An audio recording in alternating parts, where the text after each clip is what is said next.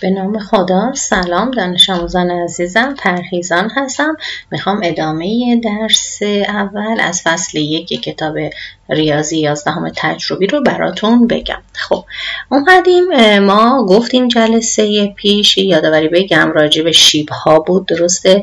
گفتیم اگر دوتا شیب داشته باشیم، یعنی دوتا خط با هم مساوی باشن میشن موازی، اگر در حقیقت قرینه و معکوس هم باشن میشدن دوتا خط بر هم عمود. بعد یاد گرفتیم که فاصله دوتا نقطه از هم چطوری به دست میاد، فاصله یک نقطه از خط چطوری به دست میاد و چیزای دیگه. خب حالا میخوام چند تا مثال و تمرین حل کنم واسهتون تا اینا رو خوب یاد بگیرید. خب مثال مهمی هستش اینجا. مربع ABCD گفته در ناحیه اول صفحه مختصات واقع به طوری که نقطه A رو داده 5 و 1، نقطه B رو داده 10 و 4، دو رأس مجاور هستن. خیلی خوب. بعد گفته الف شیب ضلع آبی رو میخوایم بنویسیم. شیب بچه ها چی میشه؟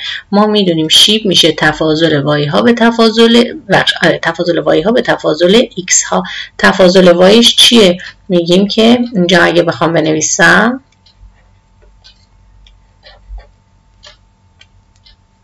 M A B برابر است با خب وای A1 وای B چنده؟ 4. میتونی بنویسی 4 منهای 1 منهای جا فرقی نمیکنه، از هر نقطه که شروع کردیم میتونی بنویسی 4 منهای 1. خب حالا کدوم وای رو نوشتی اول؟ وای B رو نوشتی، پس x B هم باید اول بیاد تو مخرج.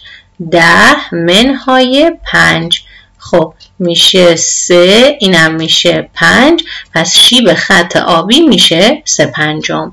خب قسمت ب گفته شیب ضلع عادی رو حساب کنید. خب ببینید بچه ها، ما میدونیم تو مربع اضلاع بر هم چی هستن؟ عمود هستن، درسته؟ من الان ممکنه شما بگی خانم ما که الان اینجا نقطه دی رو نداریم که از این فرمول استفاده کنیم. بله، از اینجا نمیتونیم استفاده کنیم، اما میتونیم از این نکته استفاده کنیم که آبی عمود بر چی هستش؟ CD. وقتی عمود باشه یعنی چی؟ یعنی M در M پریمش باید بشه -1، درسته؟ خب الان اینجا M رو دارم چی؟ 3/5. از اینجا نتیجه میگیرم که M پریم که همون MCD هست بچه ها، شیب CD هست، باید قرینه و معکوس این باشه، یعنی میشه -5/3. هم قرینش کردم مثبت میشه منفی، هم معکوس کردم جای صورت و مخرج رو عوض کردم. این از این. خب حالا گفته اگه بدونیم، این نکته خیلی مهمه، این قسمت پ خیلی مهمه بچه ها، پ مهم. خب میگه که اگه بدونیم نقطه رأس سوم C باشه، 7 و 9 باشه، مختصات D رو پیدا کنید. ببینید بچه ها این به چند روش حل میشه. روشش هم خیلی طولانیه و بریم معادله خط بنویسید، بعد عمودش رو پیدا کنید و فلان. 2 تا معادله خط میخوام. اما من میخوام یه نکته بهتون بگم که اینو خوب یادش بگیرید. ببینید بچه ها، میخوام با این روش بهتون بگم، شما اصلا این روش رو نمیخوام حل کنم. خب ببین چقدر طولانیه. میخوام از این روش، ببین C رو رسم کردم، این 3 تا فعلا فرض کن دیو نداریم. یه فرمول خیلی مهم برای قسمت پ بچه ها میخوام این باشه.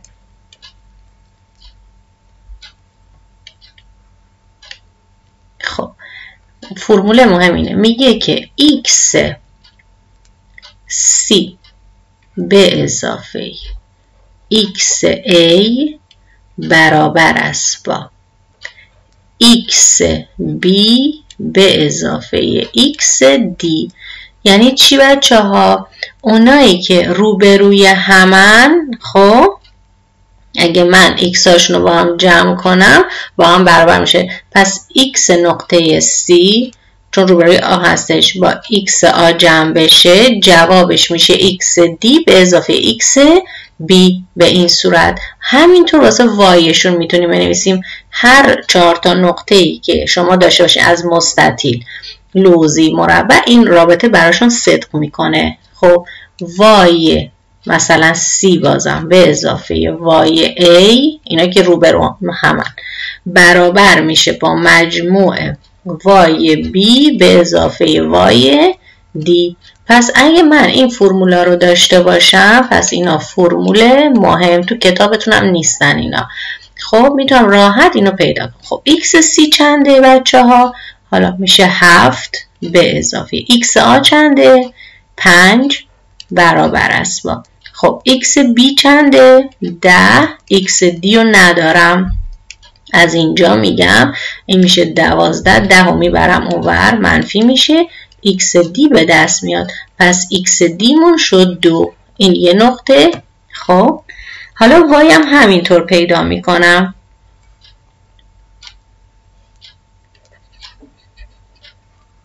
اینو خوشگل تر بنویسم واسه تون. پس ایکس دی شد 2.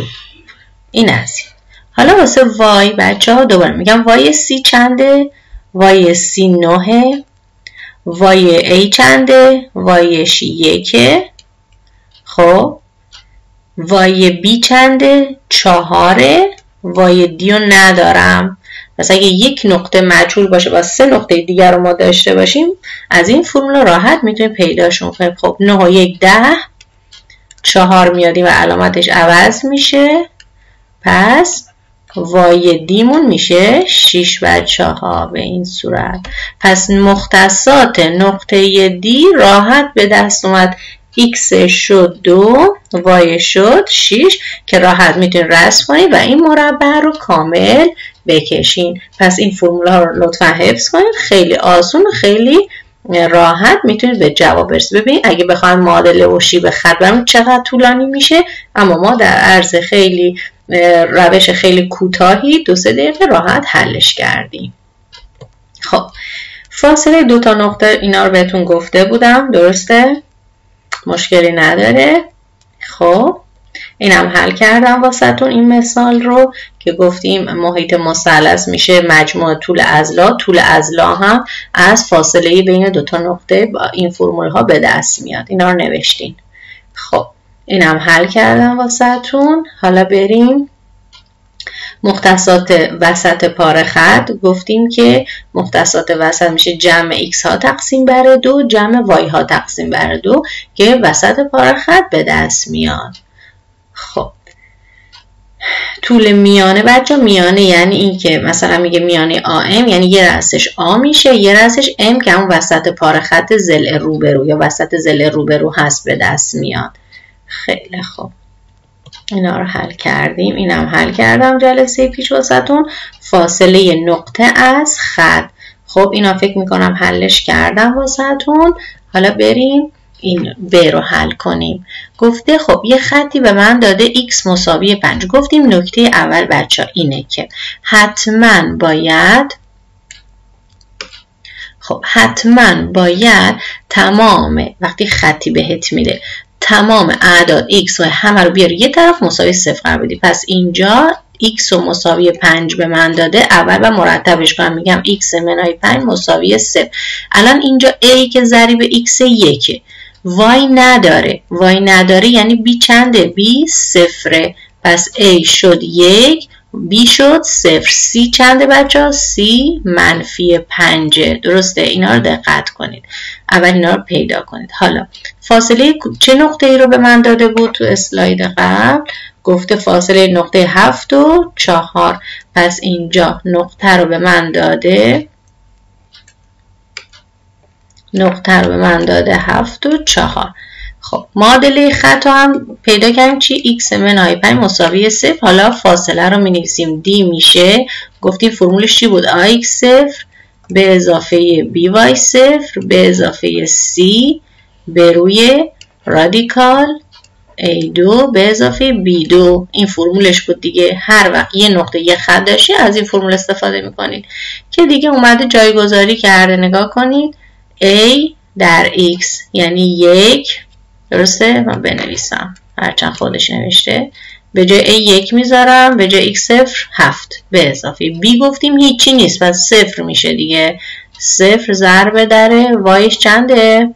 وایش 4.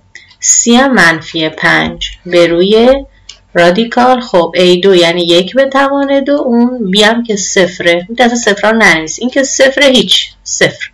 7 منهای 5 میشه چند؟ 2. پس اینجا فاصله میشه قدر مطلق 2 که میشه همون 2 به روی رادیکال 1 که میشه 1. جوابش میشه 2 به این صورت. خب اینجا بچه توی اسلاید اشتباه نوشته 4. 7 منهای 5 میشه 2. 2 به روی رادیکال 1. جوابش اینو لطفاً درست کنید. این میشه 2 فاصلش. اینا 2 هن. خب پس فاصله میشه 2. خب قسمت بعدی بچه دلتا، خط دلتا وای مساوی 0. وای مساوی 0 یعنی چی؟ یعنی فقط بی داره دیگه. بی داره اینجا. بی ضریب وای 1. ای نداره چون ایکس نداره. ایکس ایش 0. سی هم چیه؟ سی هم 0. خب همینا رو جایگذاری کنم چی میمونه؟ فقط اینجا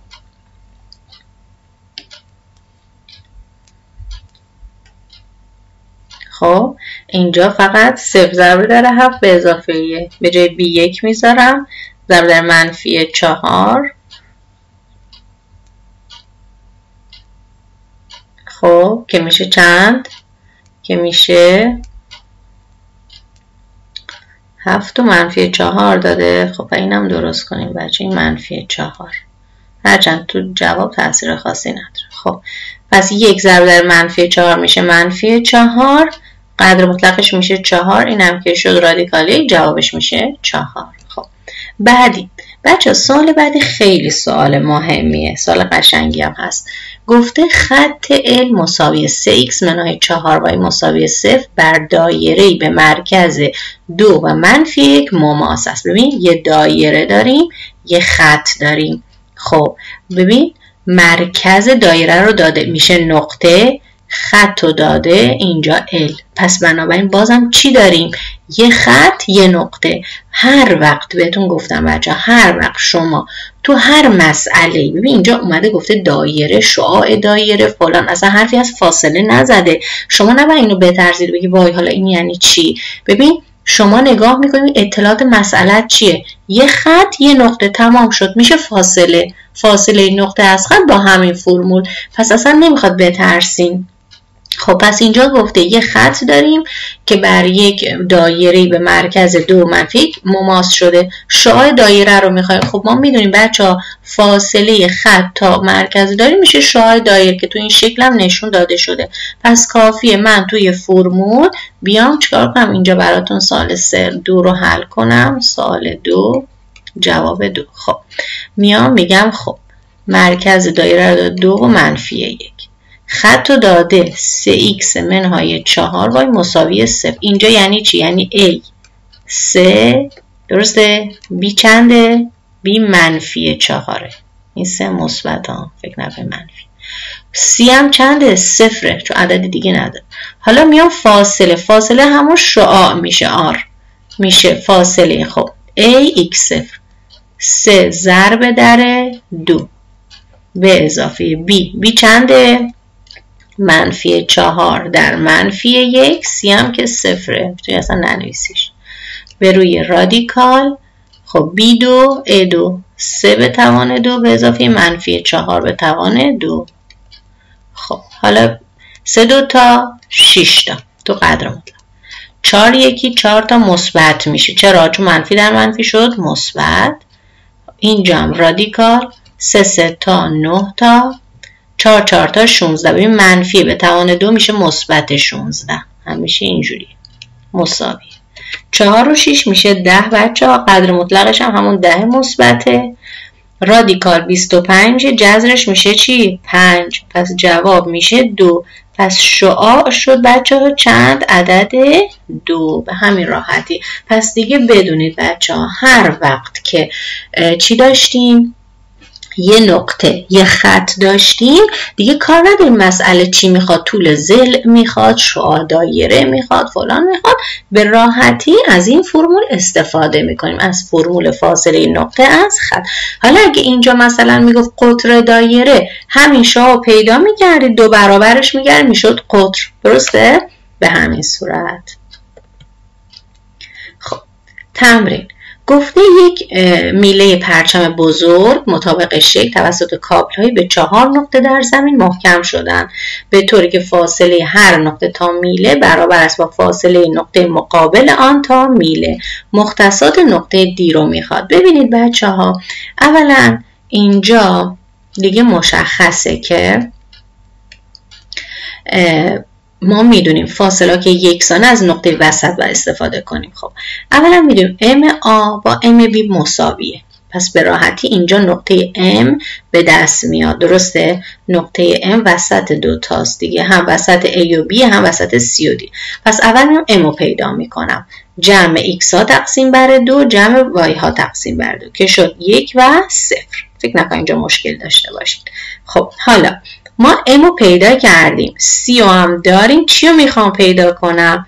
D رو میخوام پیدا کنم. پس میام به راحتی میگم که MC با MD برابره. درسته؟ خب X مثلا M رو اگه اینجا من بنویسم، ببین اینجا میشه XC به اضافه XD تقسیم بر 2. حالا جایگذاری میکنم. خب XC چنده بچه ها؟ XM ببخشید، XM 1. XC چنده؟ 0. XD رو ندارم، تقسیم بر 2. یه طرف این وسط این کنیم، XD راحت به دست میاد 2. این از اینجا XD. خب حالا Y M چنده بچه ها؟ Y M میشه YC به اضافه YD تقسیم بر 2. خب YM چنده از قسمت خط اول بی اینجا امو که پیدا کردیم راحت دیگه جایگذاری میکنم 0. خب بعد دیگه چی دارم؟ YC چنده؟ 1 بهم داده. YD ندارم، تقسیم بر 2. طرفین وسط این 2 0 0. پس 1 به اضافه YD، پس YD رو نگه میدم، 1 میره اونور منفی میشه، پس YD میشه منفی 1. پس بچه ها نقطه D به دست اومد Xش 2 Yش منفی 1. به همین راحتی به دست اومد. خب سوال بعدی هم جزو سوالای مهمه، مثل همون دایره بود، اینجا اومده مربع گفته. خب گفته چی؟ گفته یکی از اضلاع مربعی بر خط y مساوی 2x منهای 1 واقع است. اگر a 3 و 0 یکی از رؤوس این مربع باشه مساحتش رو میخواد. خب ببینید بچه ها، باز اینجا کار ندارم چی میخواد از من. خب نمیدونم رأس مربع داده، مساحت میخواد فلان. باز نگاه میکنم اطلاعات مسئلم چی هستن. اطلاعات مسئلم چی بچه ها؟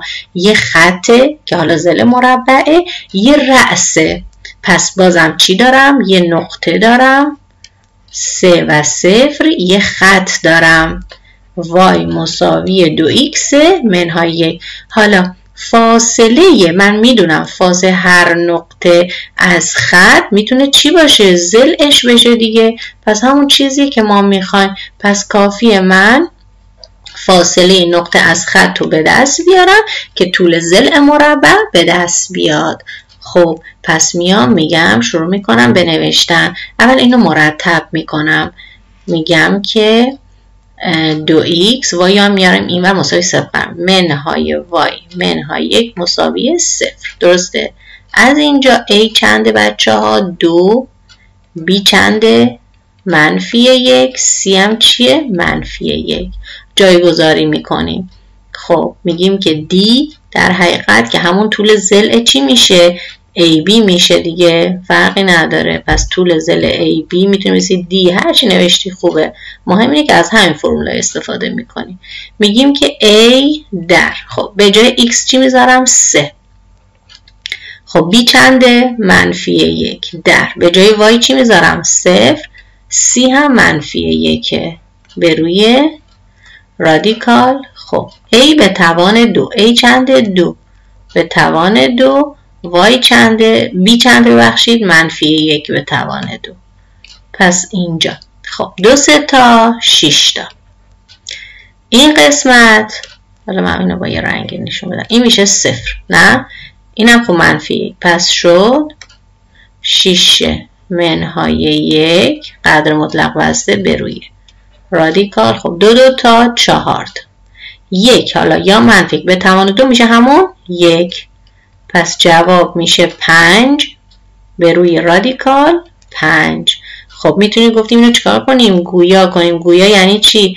یعنی صورت و مخرج تو اون رادیکال مخرج ضرب بشه.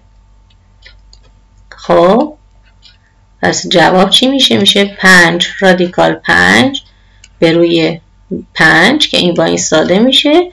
جواب میشه رادیکال 5. خب این چیه بچه ها؟ این الان در حقیقت طول ضلع مربعه. چرا زخم شد؟ طول ضلع مربع هست. خب این طول ضلع چیه؟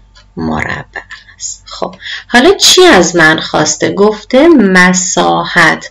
خب بچه ها مساحت مربع چی میشه؟ مساحت میشه 1 ضلع به توان 2. درسته؟ ضلع به توان 2 یه ضرب در خودش. پس رادیکال 5 به توان 2. 2 با رادیکال میره 5 آزاد میشه. پس مساحت این مربع میشه 5. خب گفته نشان دهید 2 تا خط که الان اینجا بهمون داده به معادله های 5x منهای 12 وای و این با هم موازی. خب بچه ها واسه موازی بودن باید شیبشون رو پیدا کنم. درسته؟ گفتیم وقتی همچین معادله داریم که اینجوری به هم ریخته است، خب بهتره شیب رو از این فرم پیدا کنیم. میگیم که m منفی a بیوم. درسته؟ خب توی اولی چی میشه؟ توی این خط اول این خط A 5 B منفی 12. پس میشه منفی فرموله 5 به روی منفی 12 میشه 5 12 ها. این شیب اولی. شیب دومی یعنی این قرمزه و امپریم نشونش بدم. بازم منفی A بیام. ببین همه یه طرف مساوی 0 راحت از این فرمول استفاده میکنم. خب بازم میشه منفی. خب A چنده؟ منفی 10. B چنده؟ 24 میشه 10 24. مگه اینو ساده کنم به 2 چی میشه بچه ها؟ میشه منفی به 2 ساده کنم 5. اینم به 2 میشه 12. الان چه اتفاقی افتاد؟ ببخشید منفی در منفی میشه مثبت. دیگه مثبت. خب الان چه اتفاقی افتاد بچه ها؟ M با این خوب میشه بنویسم این کم رنگ. خب پس شد M مساوی چی؟ M پریم. چون هر دوشون یه عدد شدن 5 12. پس میگیم که 2 تا خط با هم چی هستن؟ 2 خط با هم موازی هستن. چرا؟ چون شیب هاشون با هم مساوی شد. خب قسمت ب میگه چی؟ فاصله این 2 تا خط رو حساب کنید. خب بچه‌ها فاصله این 2 تا خط رو از هم کافیه یه نقطه دلخواه رو یکیشون بگیرم. مثلا توی خط اولی به x بدم 0 وایش رو پیدا کنم میشه یه نقطه رو از این یکی به دست بیارم. خب که اینجا اومده چیکار کرده؟ به x داده 1. خب x رو دادیم 1 تو معادله اول توی این قرمزه. خب x رو بدم 1 میشه منفی 10 به اضافه 24 وای به اضافه 10. خب 10 با 10 میره 0. پس وای 24 وای میشه 0. وایمون هم میشه 0. پس این نقطه شد نقطه از خط اول که حالا ما قرمز نشونش دادیم. درسته؟ خب حالا یه نقطه داریم یه خط داریم دیگه. این ساده از فاصله نقطه از خط میام تو معادله بعدی 5x میشه 5 تا 1 منهای 12 تا وای چنده 0 به اضافه c چنده 8 به روی رادیکال a2 به اضافه b2 که اینو حساب کنم میشه 5. اینم خب میشه 0.